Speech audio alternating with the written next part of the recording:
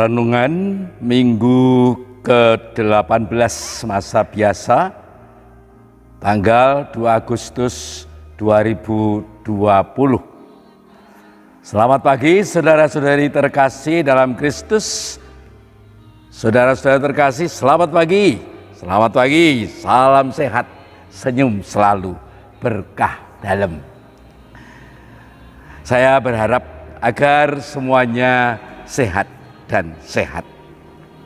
Saudara-saudari terkasih dalam Kristus, dalam kitab Kejadian bab 2 ayat 7 disebutkan di sana bahwa Allah membentuk manusia dari debu tanah dan sesudah itu Allah mengembusinya dan hiduplah manusia. Itulah yang dikisahkan dalam kitab Kejadian bab 2 ayat 7. Kehidupan inilah anugerah yang paling besar dari Allah kepada manusia, sebab dengan hidup kita dapat berbuat apapun juga.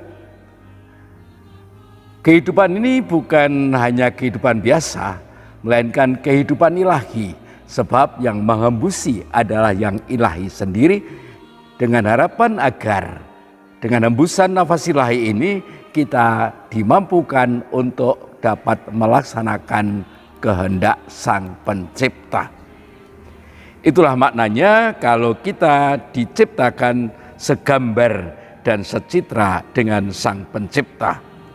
Bukan hanya soal kulit luar atau postur tubuh, melainkan lebih-lebih pikiran, kehendak, dan tindakan nyata. Itu yang harus terus terlaksana dalam hidup kita. Sebagai ungkapan syukur atas anugerah besar, yaitu anugerah kehidupan yang kita terima dari Tuhan sendiri, dan dengan demikian itu menjadi kesempatan bagi kita untuk melaksanakan kehidupan di dunia ini dengan sebaik-baiknya. Sebagai ungkapan syukur, kita juga harus melaksanakan tindakan nyata sebagai wujud tanggung jawab kita bagi kehidupan bersama. Sampai sekarang Allah tetap menciptakan, termasuk kita sekarang ini. Dan kita diciptakan bukan hanya segambar dengan Sang Pencipta, namun diciptakan untuk hidup bersama dengan sesama, baik sesama manusia maupun sesama ciptaan yang lain, yaitu alam lingkungan sekitar kita. Maka konsekuensinya manusia harus bertanggung jawab terhadap satu sama lain. Karena manusia memang tidak bisa hidup sendirian, dan memang juga manusia tidak hanya hidup untuk dirinya sendiri. Saya ulangi lagi, bahwa manusia tidak bisa hidup sendirian, tapi juga bahwa manusia tidak hidup hanya untuk dirinya sendiri. Itulah sebabnya maka manusia disebut makhluk sosial. Adapun syarat untuk dapat hidup bersama dengan baik dan penuh damai, agar bisa mengolah dunia dengan semestinya, orang harus saling mengasihi sebagaimana diperintahkan oleh Allah, Sang Sumber Kasih, melalui Yesus Putranya. Tanpa kasih, hidup kita sehebat apapun tak ada gunanya. Begitulah bunyi sebuah lagu rohani kita, dan juga begitulah yang disampaikan oleh Santo Paulus dalam suratnya kepada umat di Korintus. Injil suci hari ini mengajak kita merenungkan sudah sejauh mana tanggung jawab kita terhadap kehidupan bersama yang terhidang dalam kisah penggandaan roti oleh Yesus bagi sebegitu banyak orang yang mengikutinya. Kisah itu hari ini disampaikan dalam Injil Matius. Lalu bagaimana dengan Injil-Injil yang lain? Ternyata semua Injil, baik sinoptik yaitu Matius, Markus, dan Lukas, maupun Yohanes, semua menceritakan peristiwa ini. Saudara-saudari terkasih, orang-orang yang mengikuti Yesus semakin banyak. Dan mereka semua tidak tahu arah perjalanan Yesus itu mau kemana. Dan nampaknya sehari-harian mereka belum makan, kelihatan pucat, kelihatan lapar, maka Yesus jatuh hati berbelas kasihan kepada mereka. Sebetulnya Yesus itu bisa menangani sendiri, gampang bagi Yesus. Tetapi Yesus tidak mau seperti itu. Yesus mau melibatkan orang-orang terdekatnya, yaitu para rasul dan nanti kita-kita semua. Kenapa? Karena waktu nanti pada waktu-waktu yang akan datang, ketika Yesus sudah mulia di surga, tidak bersama-sama dalam sejarah manusia, hal seperti itu tetap akan terus terjadi, yaitu banyaknya orang yang kelaparan, yang mengharapkan kebaikan orang lain dan sebagainya. Banyaknya orang yang sungguh-sungguh mengharapkan kasih orang lain agar bisa hidup layak. Itu akan terjadi dimanapun dan kapanpun dan sampai kapanpun. Dalam ketiga Injil, yaitu Matius, Markus, dan Lukas, para rasul mendahului, mengusulkan kepada Yesus demikian, "Guru, tempat ini sunyi dan hari sudah mulai senja. Suruhlah orang-orang itu pergi ke kampung-kampung mencari makanan." Apa jawab Yesus? Jawab Yesus lugas dan tegas, "Tidak usah mereka pergi, kamu yang harus memberi makan." Bagaimana jawab Yesus? Tidak usah pergi mereka itu, tetapi kamu yang harus memberi makan, kamu yang harus bertanggung jawab. Wah, bom ini, bom waktu bagi para rasul. Wah, bagaimana ya guru? Apakah kami harus membeli roti seharga 200 dinar untuk orang sebanyak ini? Tidak mungkin kan? Juga apakah ini kami hanya punya 5 roti dan 2 ikan? Apa gunanya bagi mereka semua ini? Nah, inilah kilah para rasul yang disampaikan kepada Yesus. Sebetulnya ya para rasul ini ingin melarikan dari tanggung jawab, kalau boleh dikatakan demikian. Lalu dikatakan di sana itulah Injil Matius, Markus, dan Lukas, tetapi agak sedikit berbeda dengan Injil Yohanes. Injil Yohanes lebih dahulu Yesus bertanya kepada mereka, di mana kita bisa memberi makan untuk orang-orang ini. Lalu bagaimana mereka menjawab? Filipus mengatakan, ya kita tidak bisa membeli roti seharga 200 dinar untuk orang sebanyak ini, guru. Itu Filipus, ragu-ragu, bingung.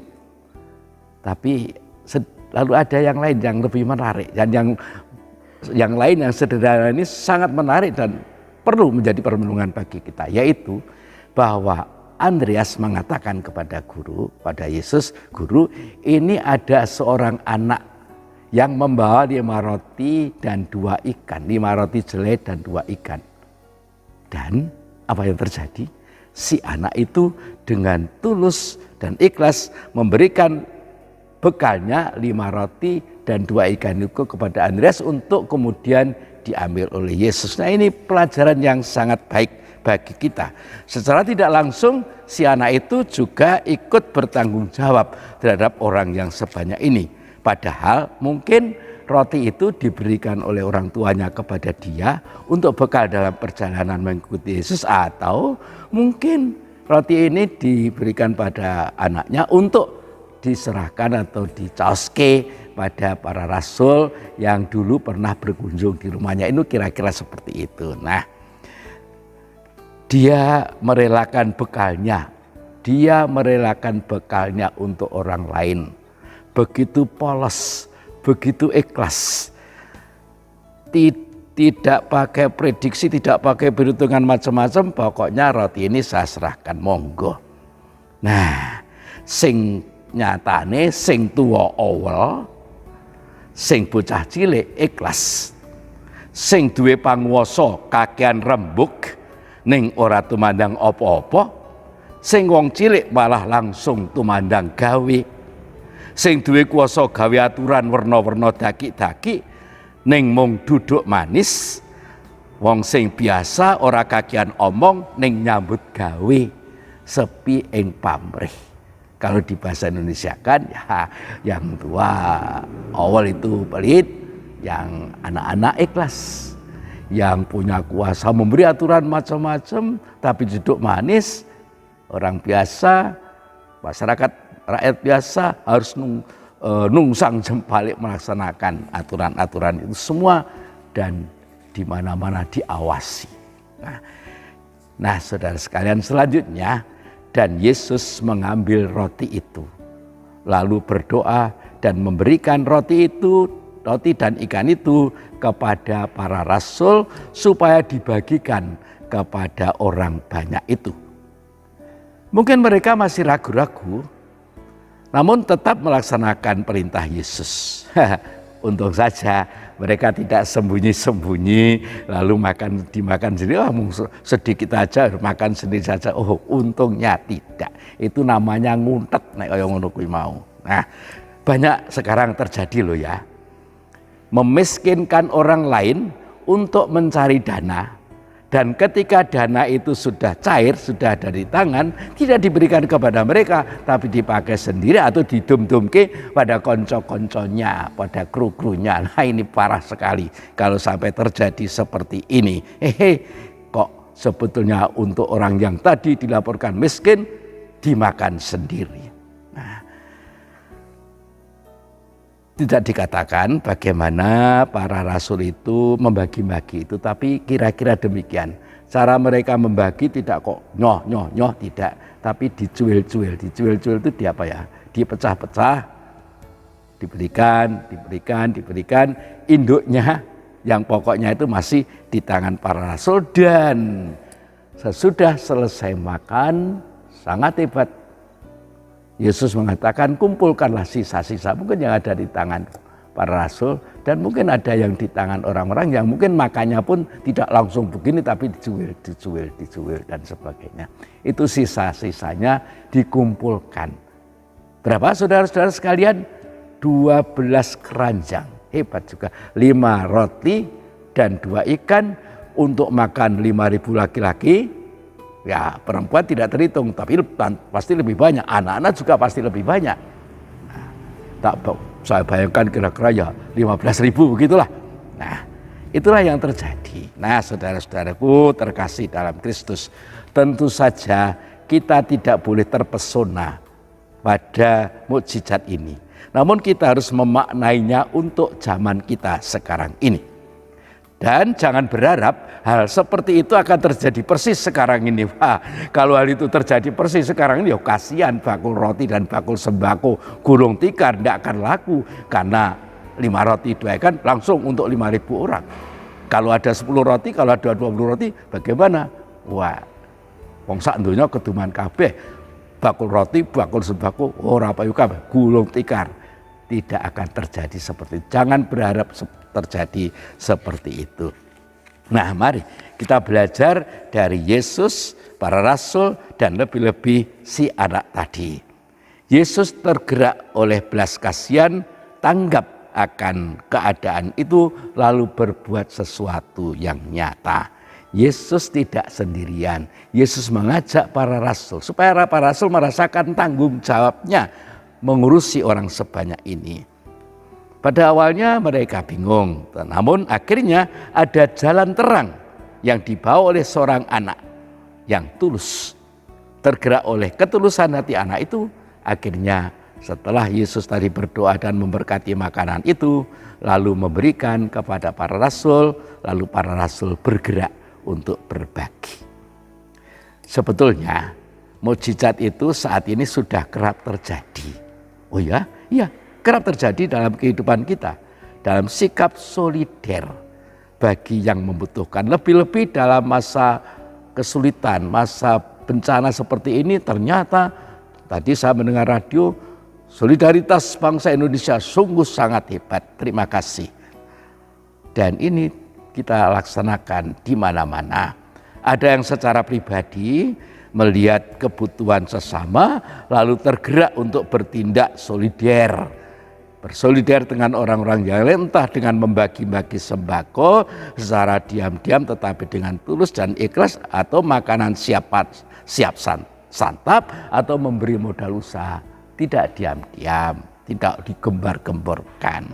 Ada yang bersama-sama yang lain sebagai lembaga membantu kelompok-kelompok khusus yang berkekurangan dan sebagainya, dan juga berbagai macam sikap hidup yang ditunjukkan sebagai bentuk solidaritas kita kepada sesama yang sungguh-sungguh sangat membutuhkan. Jadi tidak hanya soal sembako atau makanan siap santap, tidak, tapi macam-macam yang lain, yang semuanya itu adalah merupakan tanda cinta, tanda kasih, tanda kepedulian, tanda tanggung jawab terhadap kehidupan bersama.